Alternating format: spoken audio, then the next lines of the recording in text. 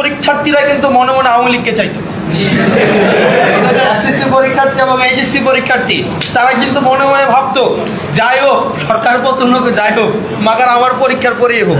2014 সালে হাই স্কুলে প্রথম নকল ঢুকছে, আমরা তখন এসএসসি পরীক্ষা দিই 2014 সালে। এবং তখনকার সময় ম্যানেজিং কমিটির যারা নির্বাচিত হওয়ার জন্য আসতেন তখন তারা বলতেন যে আমাকে যদি তোমরা নির্বাচিত করো তোমাদের পরীক্ষা আমরা সহজ করে দিব, এবং ওনারা এটা বলে প্রচারণা চালাইতো। এবং আমরা অনেকেই এখানে, আমার ব্যাচমেট আছে অনেকগুলা, আমরা অনেক ব্যাচমেট এটাকে রিজেক্ট করছিলাম যে নকল নিব না বা আমাদেরকে চিরকুট দিবে না, এটা রিজেক্ট করছিলাম। এই রিজেক্ট করার কারণে আমরা শিক্ষকদেরও প্রতিরোধের শিকার হয়েছিলাম, যে শিক্ষক আলাদা করে ডাকাই নিয়ে এত কষ্ট করে জীবনে সংগ্রাম করে গিয়ে নকল দিয়ে আসছি, এখানে তোমরা রিজেক্ট করছো, এটা তো আত্মসম্মানের বিষয়।